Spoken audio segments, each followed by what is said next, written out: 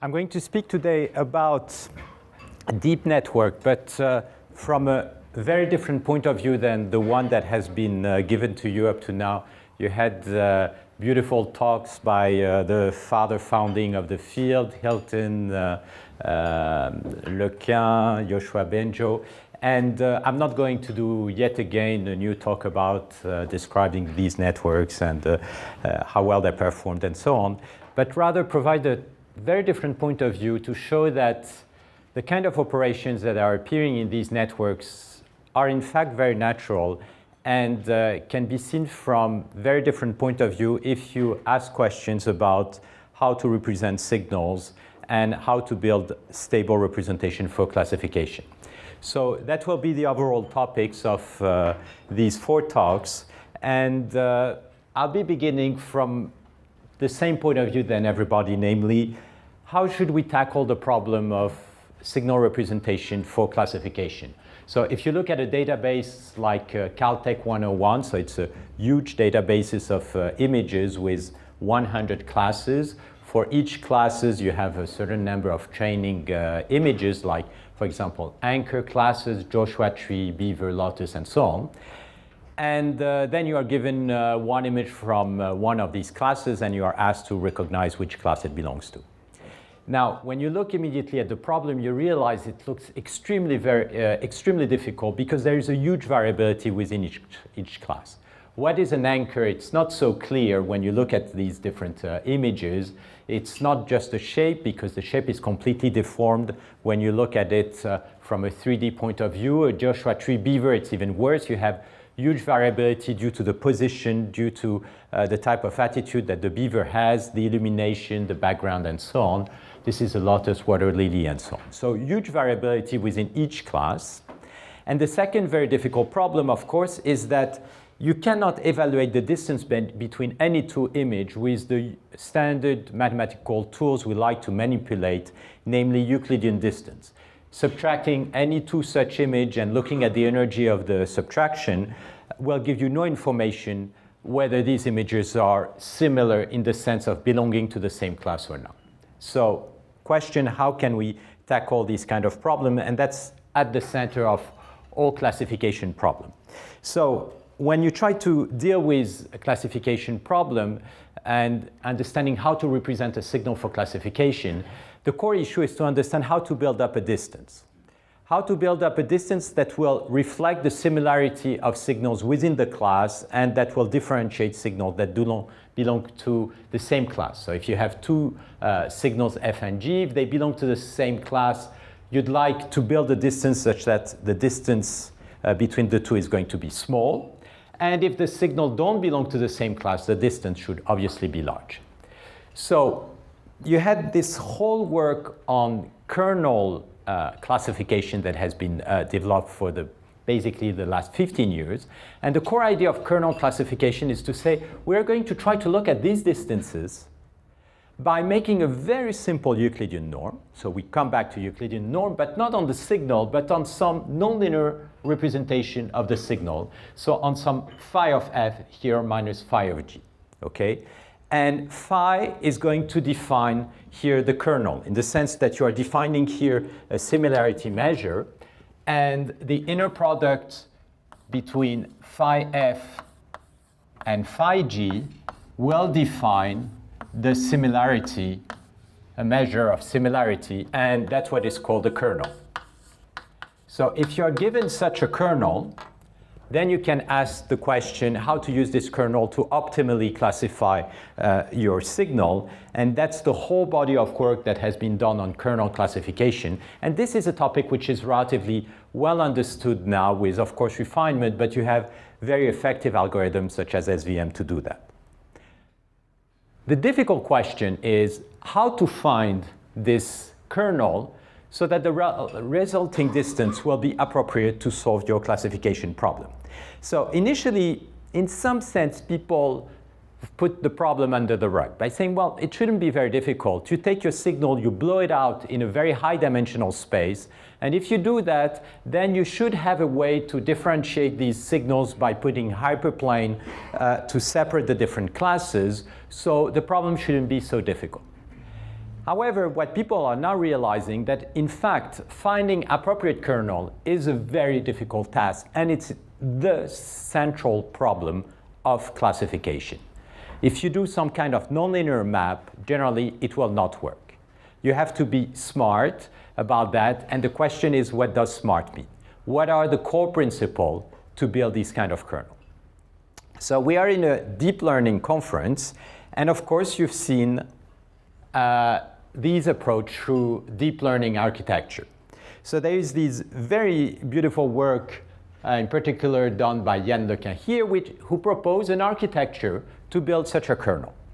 So you begin from a signal, x, which is here an image, and you do a succession of operations that has been described to you, namely convolutions here, and then once you've done the convolution, you do a kind of nonlinearity, for example, rectification, whatever nonlinearity, then some kind of contrast renormalization, then what Yann calls a pooling, namely you average or you regroup your variable, subsample, and you repeat that. And you do that several times, and in the convolution you have a filter, and you are going to learn the filter in order to, at the end, obtain the representation which is the most appropriate for doing the classification. So at the end, you are going to get a number of variables. That's the representation phi of x. And then you are going to apply a simple linear classifier, such as an SVM. Now, when you look at that, it looks pretty weird. The fact is, it seems that it works. And it works well in many, many applications. So, of course, Yann has a lot of intuition of why it works. Yoshua Bienjo explained to you probably why it works and so on. Each one has his own intuition. But I found it very difficult to understand really what's really happening. Because when you look at this problem, you have a whole cascade of nonlinearities. So the representation that you're obtaining here is, in fact, very complicated. And in some sense, I did a new PhD about 3 years ago, a little bit like many of you. I was for about 6, 7 years. So first, I worked a lot on low-level signal processing, how to solve inverse problem, compression problems, and so on. Then I went in the world. I made a startup for 6, 7 years, which is a crazy idea. Then I finally realized it was a crazy idea. I came back to the nice environment of academia. And then I decided, let's try to do something else. So I was very fascinated by these problems of classification always. And I began to read all these papers. And when you read these papers, for the authors, it's obvious why it should work. When you have a little bit of a mathematical background, it looks much more complicated. Why does it work? What's really happening? And the questions which is behind is, again, to try to understand, if you want to build a representation for classification, what should be the underlying principles? Now, if you put yourself within the framework that, for example, Yann Lequin proposed, namely, if you want to use deep convolution networks, then you may wonder, why using convolutions? What's the use of convolution in such a framework? I mean, OK, let's say we have convolution. Which filters? So you may say, OK, you are going to learn optimal filters. But what should be the property of these filters? Can you find out, if I give you a filter, whether it's well adapted or not to your problem? You have these multi-stage. So why doing something multi-stage? Maybe because it's hierarchical and so on. Well, you have many operations which are not hierarchical, which are very effective. How deep do you want to build your network? Building the network requires to define an architecture. Very often, this is a kind of art. It's a kind of art because if you don't define the exact right or a good architecture for your network, it will never learn what you want it to learn. OK, there's this pooling operation. Why should you do any kind of pooling? What does it mean intuitively? What does it mean mathematically? What should be these pooling functions? Nonlinearities. Is it really necessary to do something nonlinear? Couldn't we do just a classifier with a simple linear transform? Where does nonlinearity appear as a crucial step? Yann made many experiments showing that if you don't put nonlinearities, your network is not going to learn. Why is it intrinsically related to this learning problem? There are all kinds of normalization happening in these networks. Why? Why do you want to renormalize? Is it a kind of simple gain control, or does it have to do with something else? You speak a lot about sparsity when you've heard probably many talks, and for example, the one of Joshua Benjo about autoencoders. Sparsity comes as a very important element. Why again? In the case of low-level signal processing, I'll explain, it's a very natural concept. In the case of learning, it's a little bit more tricky because there are a lot of issues of instabilities coming with it. So basically, the underlying question that I'm going to ask through these few hours is to try to understand what are the underlying useful mathematics that can help us to try to understand what are these things doing and how to do it in order to optimize these representations. Now, there is one problem that I like that I will zoom into a little bit because it is very characteristic of this kind of classification problem, but somewhat simpler to state. It's the problem of texture discrimination.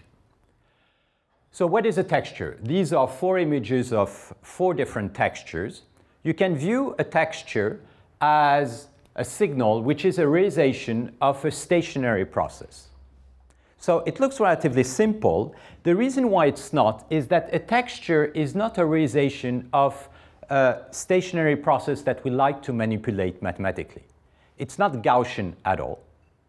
It's not Markovian in the sense that there are very long-range dependency. And the fact that it's not Gaussian appears immediately because a Gaussian process is entirely characterized by second-order moments, covariance. Now, these two have exactly the same second-order moments, in other words, the same power spectrum, and they don't look alike at all. So they are not realization of Gaussian processes. Same thing, these two have exactly same second-order moments, and they are not at all the same. So if I show you other images like that, you'll immediately realize that these are the same texture, they belong to the same class, these are the same texture, but they are different. What are the appropriate representations to classify texture? This is a sub-problem of classification, very well posed, and which is completely open from a mathematical point of view because there are very little tools to understand how to represent this kind of stochastic processes. Let me show you the same thing, but in the audio world. So I'm going to play, if it works.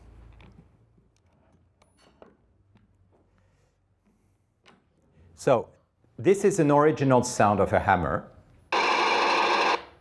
I'm going to play the Gaussian version.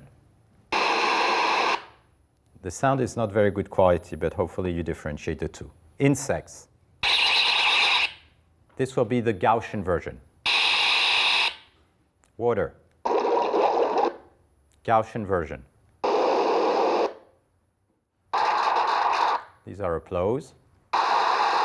So you see, whenever you play a Gaussian process, it looks like a noise that you've shaped in terms of power spectrum, but it's a kind of shh. It doesn't have the structures that you may encounter within a texture, whether it's an audio texture or whether it's an image texture.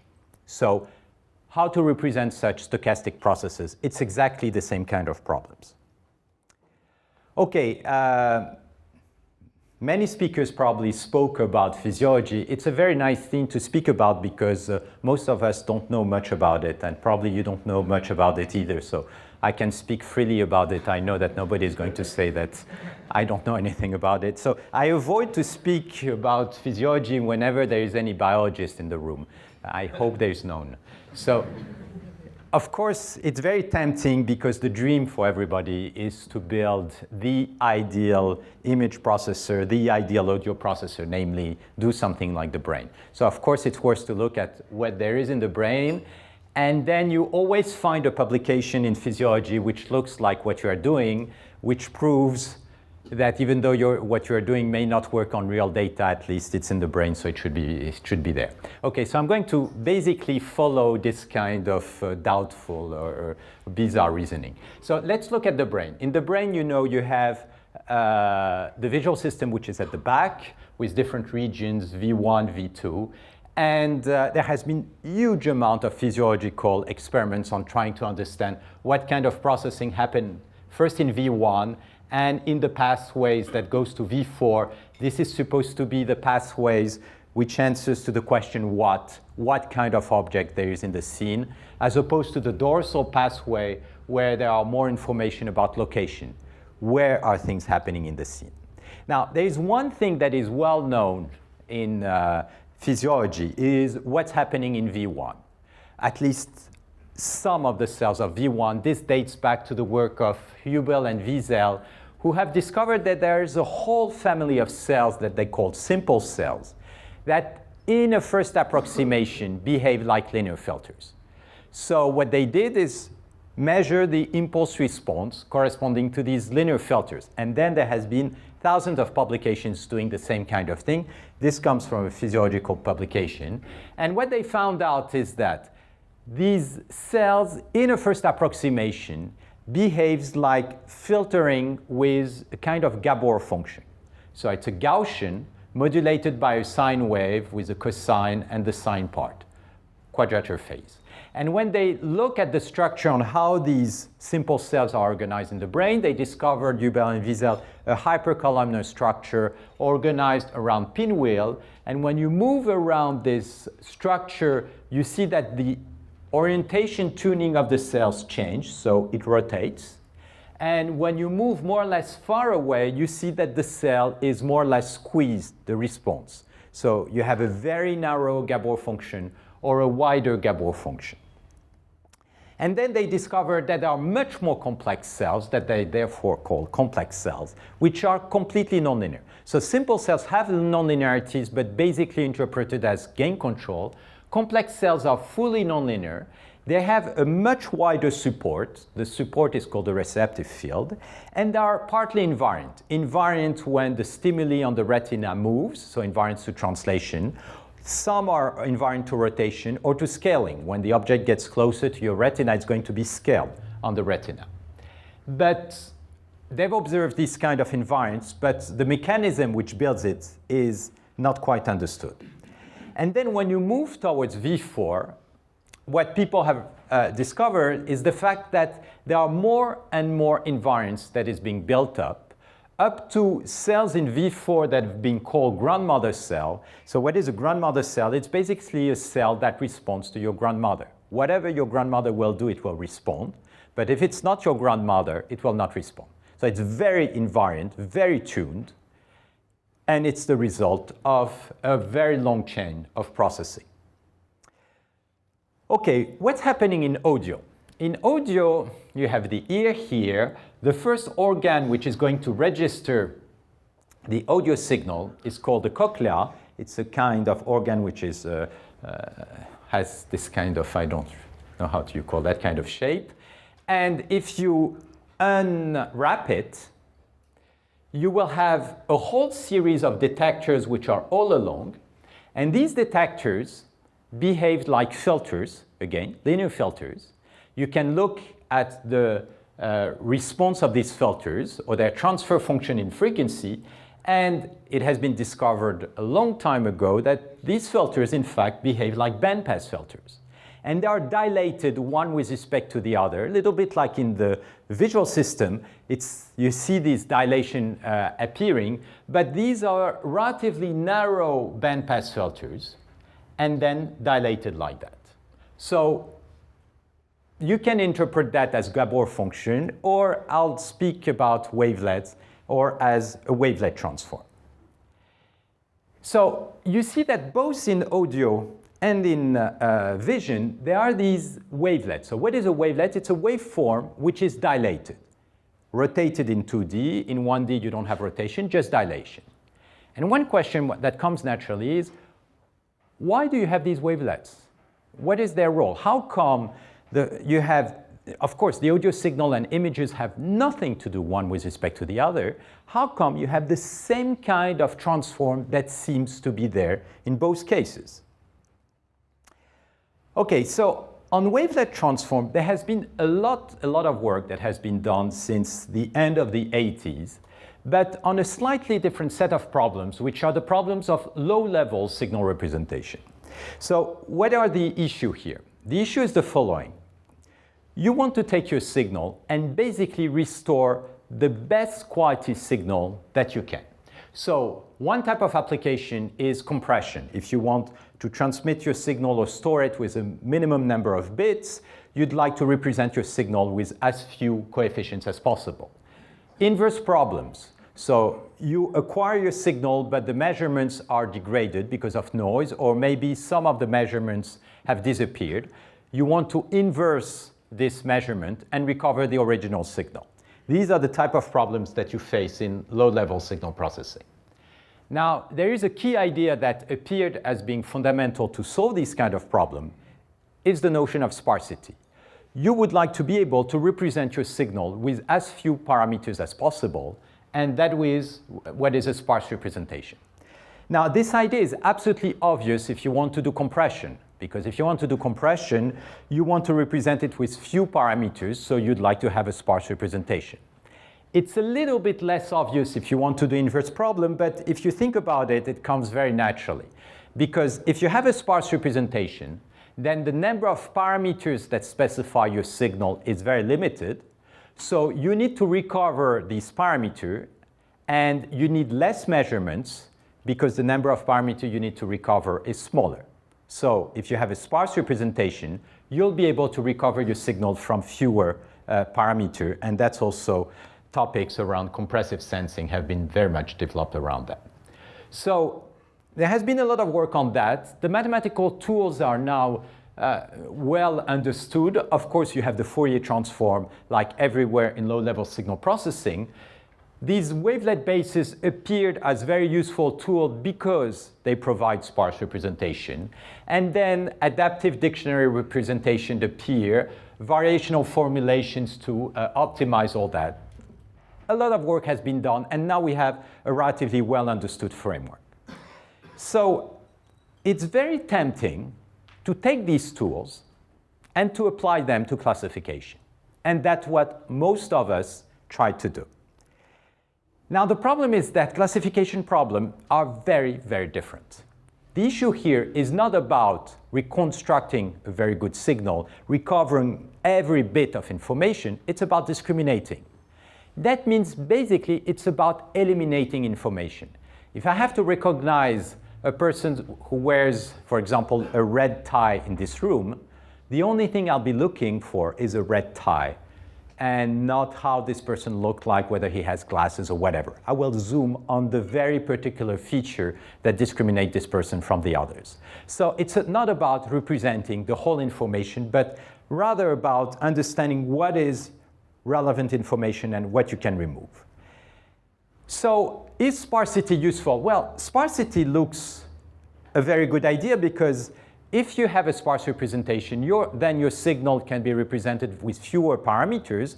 Then you can do your search in a smaller dimensional space. And that's what all of us thought. I'd like to explain why this is wrong and why it's a much more difficult problem. So I'm going to use the blackboard. I'd like to describe very quickly the basic tools about sparse representation. So one of the things I'd like to do during these few lectures is provide you some of the basic mathematical tools to think all these problems. So sparsity, how do you build a representation? Can you see the blackboard?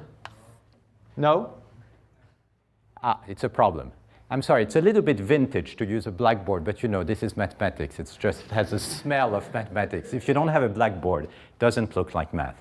I don't know what to do else than use a blackboard.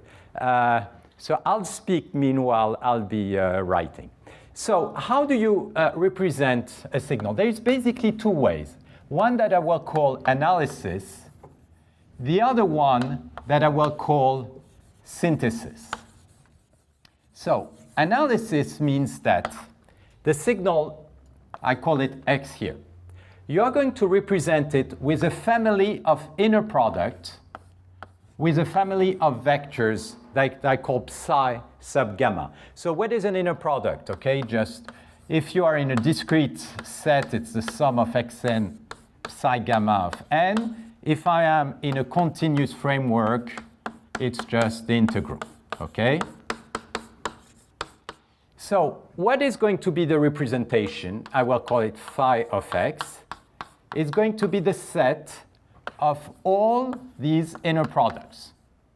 Okay? Now, is this representation stable? Well, it's going to be stable if, for example, the norm of x, you can recover it from each of these coefficients. So if you have an energy conservation, that means that you have a unitary transform, you are perfectly stable. What does that mean, stable here? If you add epsilon to x, what you would like is that this doesn't change much. And this is not going to change much because the norm doesn't change much, so these things don't change much. So you are stable to additive perturbations. Great. Now you would like it to be sparse. To be sparse, what does that mean? That means you want to eliminate what is not useful to reconstruct. So how do you reconstruct? Well, if you have this energy conservation, you can easily show that you can very easily reconstruct by using another family of vectors that are called the dual frame. Just like that. And what is going to be the idea? The idea is maybe you don't need to use all the coefficients. Suppose that there are some very small coefficients. They don't play an important role. So let's eliminate all the small coefficients. So I'm just going to use a subset of the coefficients, and I'm going to recover something. So I'm basically going to threshold the coefficients. If I do that, I'm going to select a limited number, m, of coefficients. And I'm going to be sparse. What is the most sparse representation you can get? Well, choose an orthogonal basis. That means a representation not redundant at all. And you'll get something sparse and stable. So there was a lot of work done on orthogonal basis. In particular, wavelet bases were discovered, realizing they give very sparse representation of images, for example. And then at one point, some of us began to wonder, can we do better than that? And what was the idea? The idea was to say, well, what are we doing? We are decomposing our signal on a family of vectors, for example, a basis. But after all, we could make it very redundant. And if we make it very redundant, maybe we can have something even more sparse. What's the idea? The idea, think of language. If you just learn a new language, you have very few words. And the words you don't have, you have to reconstruct them with a new sentence. Okay, so you are going to it's going to take for you a long time to express yourself. If you have a very rich dictionary, then you'll choose exactly the right words and you'll be able to express yourself precisely with very few words. So I began, that was in the early 90s, to work on this, and therefore I called these things at the time a dictionary. And what's the idea? The idea is instead of representing things like that, you are going to represent x by selecting not all, just few elements and decompose them by choosing a decomposition coefficient. So this is a synthesis because now you choose the coefficient. But now the whole difficulty of the problem is to decide which word you are going to pick, which features, if you may think, in the dictionary to do the decomposition. So it's a very nonlinear process to optimize the choice in order to have as few as possible. And that, of course, looks very much like feature detection. And at the time in our mind, we thought we've solved the classification problem. Because once you have a very redundant dictionary, you know how to do that. Then you've decomposed your signal in a sum of very few features, and then you send a classifier on these features, and you are done, and you've solved the problem. So there is always, you know, this kind of obnoxiousness of the mathematicians who think that he got something and problem solved. And of course, the problem was not solved. Worse than that, it doesn't work at all. It doesn't work at all. Let's say if your problem is simple, it works. And there has been a lot of publication on these kind of things. But it doesn't work as long as the problem gets real serious and complicated. Why? Because of instability. How are you going to select these coefficients? So at the time, there was an algorithm we developed called matching pursuit. Basically what it does, it selects the coefficient within the dictionary which best matches the signal. You can do a decomposition with an L1 norm. You have basically the same kind of instability. What is it? Well, maybe your signal is very well, you can look at the inner product, is very well correlated with this feature gamma 1 and this feature gamma 2, and they are almost as good. Which one are you going to choose? If the signal is a little bit changed, you may choose this one. If it's not, this one. And if you choose this one, you're not going to choose this one and revert. So you see suddenly, boom, you have to detect, and the detection has instabilities. And there are regions where you're stable, but when you enter these unstable regions, what's the problem? Well, the problem is that now your signal is represented by these coefficients, but if you perturbate x a little bit, these coefficients are very much going to be changed, so you introduce a lot of variability. And that's exactly the contrary to what you want to do. You don't want to increase the variability, you want to reduce the variability. You are unstable. And that's the problem of this sparse representation. So it doesn't work, at least as is. And the question, therefore, is why is sparsity coming back within this classifying algorithm? And that's a question that I'll try to address. OK, so basically, low-level signal processing don't help so much to try to understand this classification problem. OK, so let me come back to the problem. Our goal here is to reduce variability. We want to reduce the variability within each class without killing information. So reducing variability, what does that mean? It means building an invariant. So one of the most obvious, before that, yeah. So in the world of classification, there is not only deep convolution net or deep belief net. And I'd like very quickly to look at what the kind of things that people have been doing. So the problem that everybody has, as I mentioned, our signals is huge, more than 1 billion points, so very large dimensional space. We have very few samples to learn from. And sometimes some people dreamed about the fact that, in fact, these signals are in a high dimensional space, but they live in a low dimensional manifold, blah, blah, blah. That's completely wrong when you deal with images or audio, okay? They are wild, these signals. They don't belong to low dimensional manifold, and the domain where they belong to is very irregular.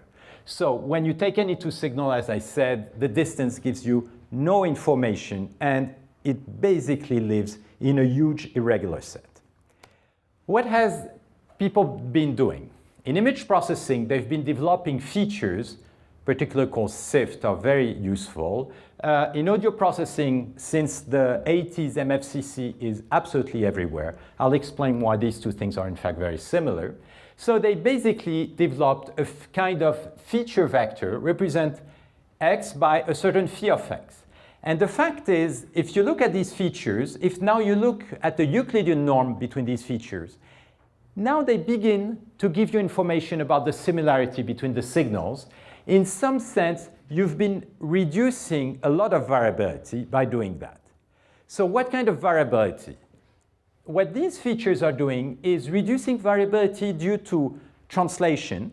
Very often, you don't care about translation because an object translated remains the same object. In audio, frequency transposition, rotation, scaling for images, basically, you've been reducing variability due to the action of groups.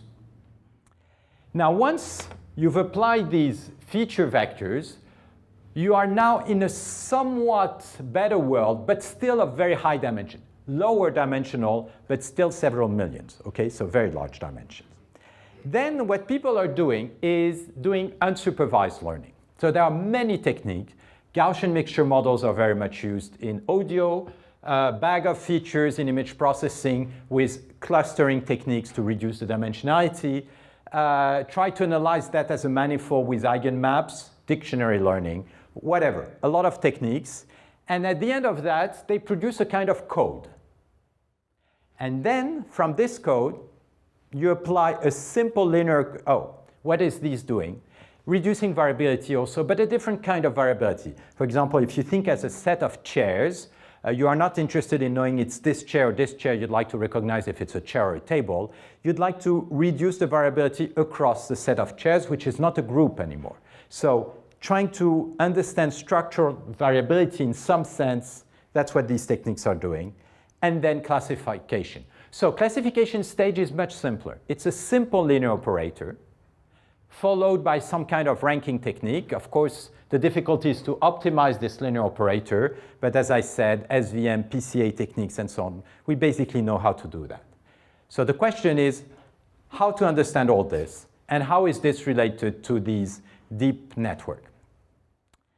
I'd like to concentrate over that.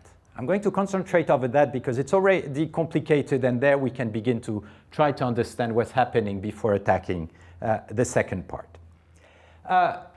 In some sense, that's why I looked at the note of Joshua Benjo, which are very nice. That's what he would think of that as hand-crafted features. That's how, these are not learned at all, okay? They have been decided by engineers that have put these features together. One question is it a good idea to use handcrafted features? So in his talk, at least the notes I've seen, Joshua would say, well, no, why using handcrafted? You should learn because it's better to adapt everything to the data. I'd like to explain why it makes sense to use these pseudo-handcrafted features, because in the world there are things that are very intrinsic, the notion of translation, rotation, scaling. And once you understand these notions, you will understand these notions. And they are not so handcrafted as they look like. But we'll see that. I'd like to begin to understand all these problems with the simplest variability source, which is translation. However, I'm going to show that it carries almost all difficulties of these problems. So the problem is, in your image, things move around. If you have a stochastic process, it's stationary, so you're looking for translation invariance. So what does it mean? You would like to make an invariant to translation because you don't care about translation. It means that if your signal is translated, okay, this is a simple translation, the representation of the signal phi of x shouldn't change. So phi of x translated should be equal to phi of x. This is very easy to do.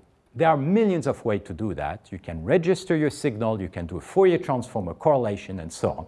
And there are books in math about that. So you pick any book you want, you get a solution. Why all these solutions don't work? They don't work because when we deal with classification, we have a slight problem. We never have a nice signal which is translated, rotated. Everything is deformed and changed. So in the case of an image, think, for example, of the MNIST classification problem that has already been shown to you. You have figures, handwritten digits, that you want to recognize. Now, this is a 6, this is a 6, this is a 6. They are not just translated one with respect to the other, they are deformed. And you'd like to say that these are much closer to one another than this from this, okay? So what does it mean? That means that if you take your signal, you don't just translate it, but you deform it. So how can you do in 1D a deformation? You do a translation which depends upon time. So you translate by tau, which now depends upon t. For example, if tau of t is equal to epsilon t, it's going to be a small dilation, okay? So if you have a small deformation, you'd like that your representation doesn't change much. So you would like that phi of x deformed minus phi of x should be of the order of the deformation. How big is the deformation? The size of the deformation is simply given by the derivative of tau. If you are in 2D, it's going to be the gradient of tau, so the maximum size. For example, if tau of t is a scaling epsilon t, the size of the deformation is epsilon. The derivative of epsilon t is epsilon, okay? And of course, if x is bigger, it should appear, so multiplied by the norm of x. It's a very simple property. What I would like to show is that everything depends on that. Once you want that, you end up doing deep neural network and all the structure that you've seen during these 2 weeks. Because it's a very constrained property to get. And once you have that, then you can do classification easily. So that will be the central message of these 4 lectures, how to get these kind of properties, and why once you have to achieve these properties, you don't have the choice. You will end up with wavelets, you will end up with things that look very much like deep neural network. Now, there is, of course, one thing is that if you say phi of x is equal to 0, you get a solution to that. Okay, you want to preserve the information. In fact, you would like that this distance should be of the order of the deformation. You would like even potentially to be able to reconstruct x from phi of x to make sure that you haven't lost information. So building an invariant, that's important, while preserving information. And it's always very scary to build an invariant because one has the impression that you are going to lose too much information. I'd like to show that, in fact, why do you have these multi-stages, at least in this framework, to make sure that you have enough information. Okay, so that will be the plan. First of all, I'd like to show why Fourier is a failure for doing that kind of thing, and why wavelets come in not at all because of sparsity, but because they provide stability to deformation. I'm going to show that if you use it appropriately, you will end up with a kind of deep convolution network with a particular architecture, and you can analyze the whole mathematical properties of this network, understand why it's stable, what it's doing, what the property on signals, and I'll show application to classification of images. So tomorrow I'll be doing 2 lectures. I'd like to look at 2 problems. First of all, understand why this kind of network don't lose too much information. So the inversion problem. What's happening when you look at a precise problem such as texture discrimination? And what's happening when you want to extend the range of invariants? You want to do invariants to rotation, scaling, and so on. And I will end up with the issue of learning invariants, which is still a full mystery for me, but we'll see that at the end. Okay, so let me begin with the Fourier failure. So Fourier transform looks very natural for this problem if you want translation invariance. So you know what is a Fourier transform. If x is just translated, it's just going to change the phase of the Fourier transform. Okay? So if you take the modulus is not going to change if x is translated. So it's invariant by translation. Problem solved. You can have another solution, correlation, autocorrelation. People love to use autocorrelation to characterize signal. So you compute the autocorrelation of x with x translated. That's the autocorrelation function. And now, of course, if x is translated, the autocorrelation is not going to change. So you have a translation invariant representation. So why nobody used the Fourier transform, and why it's not such a good idea either to use the autocorrelation? Because it's not stable. So what's happening? If your signal is deformed, if you look at the modulus of the Fourier transform, it's translation invariant, but a very small deformation is going to introduce a huge difference at high frequencies. So high frequencies are unstable to deformation. Now, to understand that, I'm going to pick a very simple example, and that's an important point to understand. Pick a signal, and here I'm showing an example. In this case, the signal is a musical note. Okay, I will show such spectrogram. This is time, this is frequency, this is a signal, so that's with different harmonic, it's like a musical note, okay? Now suppose that your signal is just dilated. So tau of t is epsilon t. So if your signal is dilated, x gets to 1 minus epsilon t. The Fourier transform is going to be dilated by the inverse factor, omega over 1 minus epsilon, 1 over minus epsilon. So dilating the signal dilates the Fourier transform. Okay, in blue here, you see the Fourier transform of your signal. Okay, you see these bumps corresponding to the different harmonics. You dilate it. Here's your new signal. You see now the new musical note. You see the Fourier transform in red. At low frequency, they are very close. But because you have the dilation, when you go to high frequency, the bumps move more and more far apart. And at high frequency, they don't overlap at all. So if you subtract them, this is not going to be 0, the difference between that and that.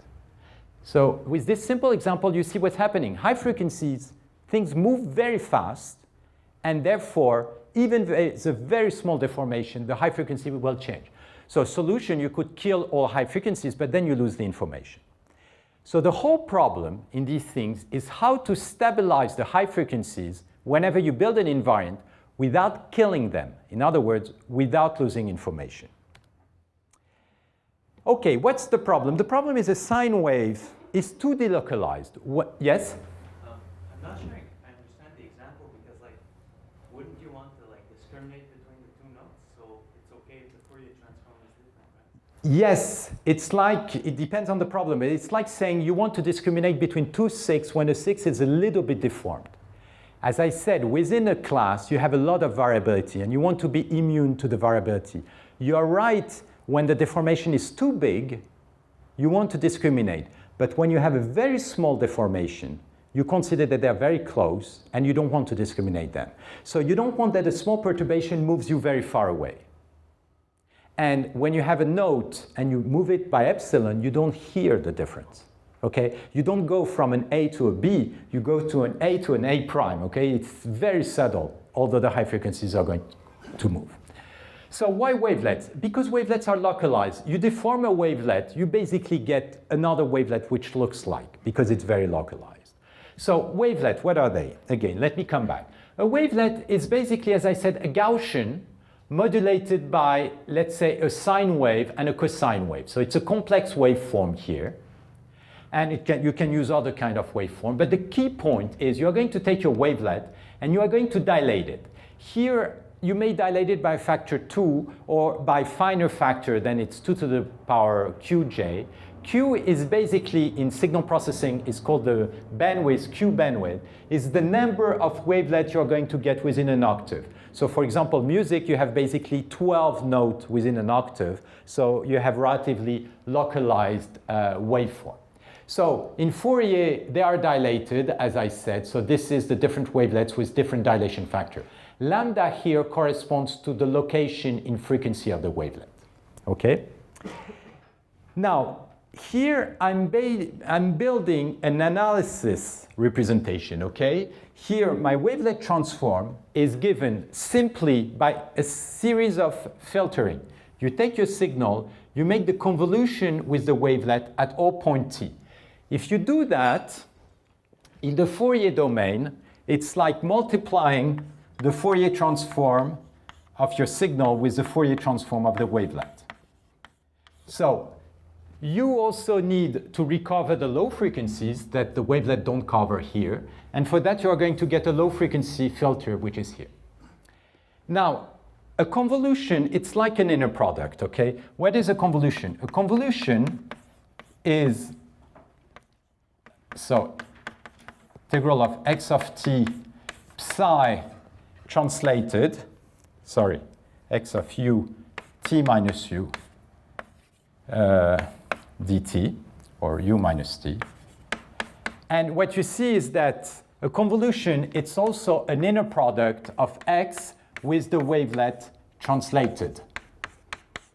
So you can also view these coefficients as being the decomposition of your signal in a dictionary composed of all the wavelet psi lambda with all the translation.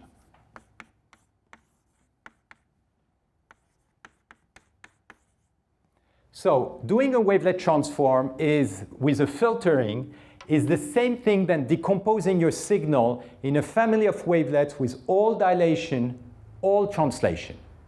It's very redundant to do that. I'm very far from any orthogonal basis, okay? I keep all translations. Now, it's a unitary operator. It keeps the energy if you make sure that the wavelets cover all the frequency.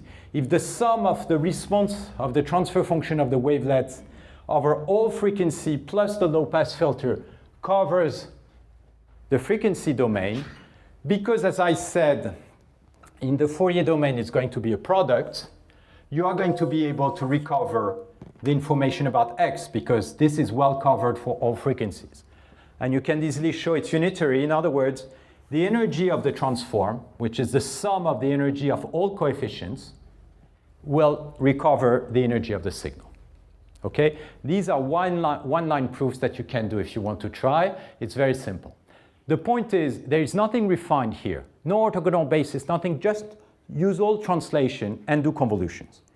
Now, how does it look like in 2D? In 2D, as I said, a wavelet is going to look like a Gabor function, for example. So the Fourier transform is going to cover a certain band region that the Fourier transform now has a 2-dimension, 2 frequencies. Now your wavelet, now you are going to rotate it. These are all rotations, so you make a rotation operator, and you are going to dilate them, and you have all the dilations. Now you cover the whole frequency domain with all your wavelets, plus the low frequencies. So it's the same thing. The wavelet transform is the convolution of your signal with all the wavelets and the low-pass filter to get the center frequencies over there. And if you make sure that all the frequencies are covered by your wavelet, you have a unitary operator. So 1D, 2D, it's the same mathematical object, same thing. It's just a wavelet which is a little bit different, okay? So that will be the tool. And this tool, as I said, looks useful because when you deform a wavelet, you still have something that looks like a wavelet, so it's stable. The problem that you have is that it's not at all translation invariant. This is a wavelet. If you do the same trick then with the Fourier transform, the Fourier transform kills the phase with a modulus. So you're going to get your wavelet coefficient and kill the phase.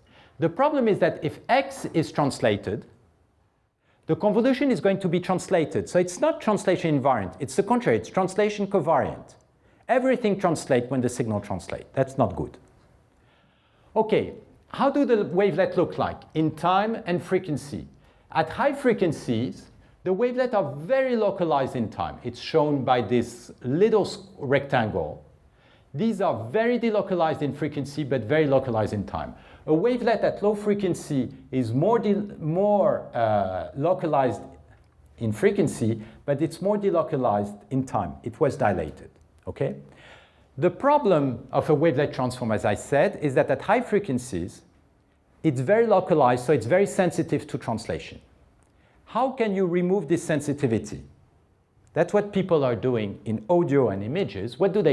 They take the modulus of the wavelet transform, and then they average in time.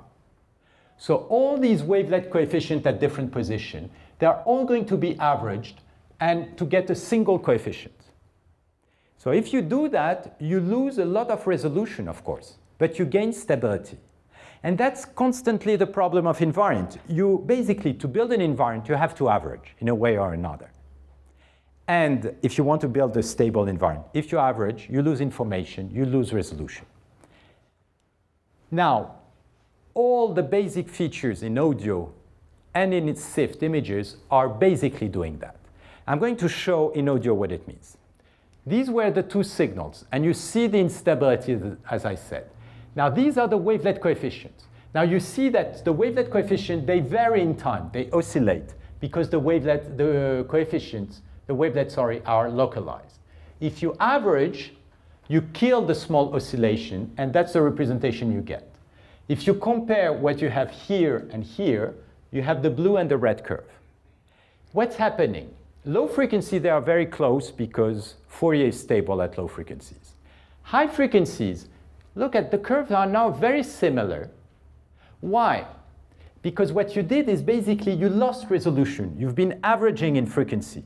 So these two things which look different, now they look the same because you basically lost the resolution. Losing the frequency resolution is what brings you stability. What's the problem? Loss of information. When you do the time averaging, that's where you lose information. This is an audio signal with vibrato, different musical notes, attack, vibrato, structures, and so on. When you average, you lose all the structure. All the vibrato, all the structure of the signal has been erased by the time averaging. So the whole problem will be, how can one recover this lost information? And what I'm going to show is that to recover this loss of information, you need to build multi-layers, basically deep network. Second thing, which will be very important, nonlinearity. By the way, why did we use a modulus here? I use the modulus because Fourier used the modulus, so why not using a modulus? But is there any other better reason? Why do you need to be nonlinear? And that's a very important thing because all these transforms are a pain to analyze and to understand because they are nonlinear. So one should at least be sure that it's needed to be nonlinear. Okay, let me try to be linear. This is the wavelet transform. Okay, it's an oscillatory signal bandpass, and the wavelet is complex, so you have the real part, imaginary part, which are in quadrature phase. As I said, if x translates, the whole thing is going to translate. So it's not at all translation invariant. You want to build something translation invariant, so you can just average through all time. The integral is going to be translation invariant. The problem is that if you integrate, you get 0, because you have something which oscillates. And what you can easily prove is that any linear operator which is translation invariant of a wavelet coefficient will give you 0. So you're stuck. If you want to have an informative invariant which is not 0, you have to go nonlinear. Okay, how can you be nonlinear? Well, you can apply some kind of nonlinear map, M, on this, and then integrate. And if M is commute with translation, you'll be okay. This is going to be translation invariant. The question is, what kind of nonlinearity? Now, you have zillions of possible nonlinearities, sigmoid, rectification, modulus, arctangent, whatever, much more complicated one. The question is, what do you want? What I want is stability to deformation. That means that if I deform this thing, it has to be stable. So basically, what I'd like is that M commutes with deformation. That will give me stability. Second thing, I also want to be stable if I have an additive perturbation. So what I would like is that MH, the norm, doesn't explode, because otherwise a small additive noise may create a very big perturbation. To be as stable as possible, I will impose that it preserves the norm. But to be stable, because it's nonlinear, I'm going to impose that it's contractive. If you want these two properties, commute and this, you have no choice. It's a modulus. So what is a modulus if H is complex? Square root of real part square plus imaginary part square. That's what Johann Lequin would call a pooling. It is a pooling in the sense that you take the real part and the imaginary part and you put them together. So modulus has very particular property, and I'll come back to that. What does it do? Well, it computes the envelope. That's well known in signal processing. You have your complex waveform, you compute the modulus, you get the envelope. The nice thing about the envelope is, of course, now it's positive, you integrate it, it's non-zero, but also it's very smooth if you compute the envelope of a complex function. If you integrate the modulus of the convolution, what do you get? It's an L1 norm, the integral of a modulus, and that's invariant. If x translates, this is going to translate, but the integral doesn't change. So you have an invariant coefficient. Great, but you get few, how many coefficients you are getting? Not so much, and it's not going to give you a lot of information about x. So I'm back to my original problem. How to make sure that I have enough information? So I'm going to break after that, but I'd like to make this argument before breaking. As I said, we computed the envelope, okay? Now, as I'm going to show tomorrow, computing the modulus killing the phase, contrarily to what most people think, is not a problem, and you don't lose information. When you kill the phase on the Fourier transform, you lose a lot of information. When you kill the phase on the wavelet transform, you don't lose information. Because of redundancy, I'll explain that tomorrow. So the issue is not killing the phase. The issue is the averaging. That's where you build the invariant, okay? Because when you average, what did you do? Well, in the Fourier domain, it's the product of this low-pass filter with the Fourier transform of this. So your signal that had a lot of structure, you've just kept the average, the low frequency. You've lost all the high frequencies, okay? And that means you lose too many things. What you would like is to be able to recover the high frequency information. That's what I said. How to build an invariant out of the high frequency information. The problem is you want an invariant which is stable. So if you compute the Fourier transform, you are unstable by deformation. How to be stable? Well, let's do the same thing. Compute the wavelet transform, because this is stable. And so you're going to take these high frequencies, and you are going to spread the high frequency in different frequency band by making filtering with wavelets. In other words, you're going to take this signal, and you are going to compute its wavelet transform. For any lambda 1, I'm going to compute the wavelet transform of the modulus of the wavelet transform. Now, these coefficients are not translation invariant. On the contrary, they translate. So to make an invariant, same thing. You have to kill the phase, apply the modulus, and then average. Now look, all these coefficients are invariants. And now I begin to have quite a lot of coefficients, because for any wavelet, any scale lambda 1, any scale lambda 2, I have a kind of co-occurrence coefficient, which is stable to deformation and which is invariant.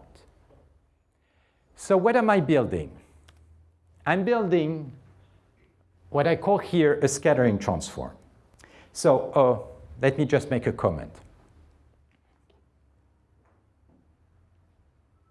When I did that, I made an averaging. This averaging loses information. How to recover the lost information? Get the high frequency. How to get the high frequency? Take this thing and make a wavelet transform. So I'm going to make a convolution with a third wavelet, and I'm going to iterate that. That's the idea. And you can begin to see the different layers that are appearing. And that's what is a scattering transform. For any wavelet, any scale lambda 1, lambda 2, or scale and rotations, I'm going to compute the modulus of the wavelet transform, convolution with psi lambda 1, and then filter it with a second wavelet and the mth wavelet.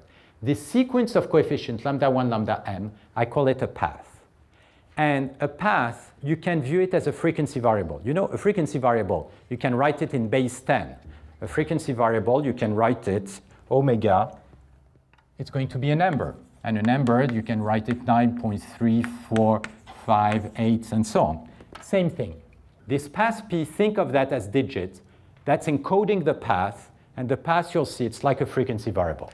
Now, this is the transform. I'm going to do it for any sequence of lambda 1, lambda 2, lambda n. I can look at how many paths do I have.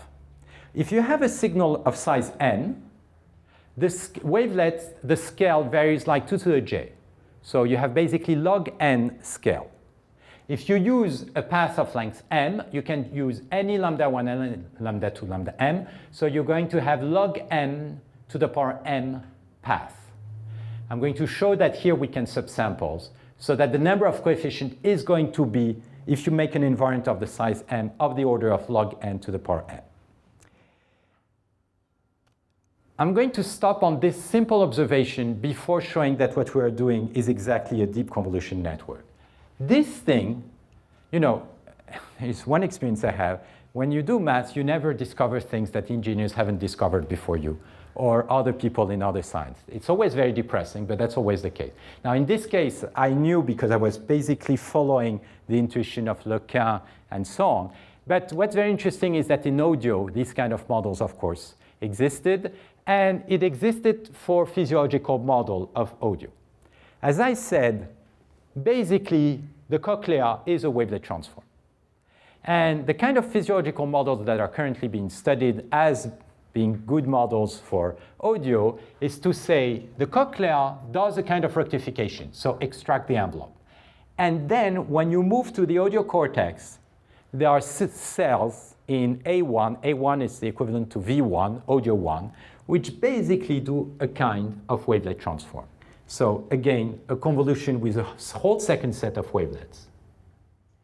And you get a representation like that, which cascade these filtering nonlinearities. And you begin to see appearing very naturally deep convolution networks. So after the break, I'll show much more specifically what are the math properties of these and why it's really, with some twist on the architecture, very close to the kind of networks that Jan has been presenting and others. Okay, thanks. Is there any... Oops. Okay.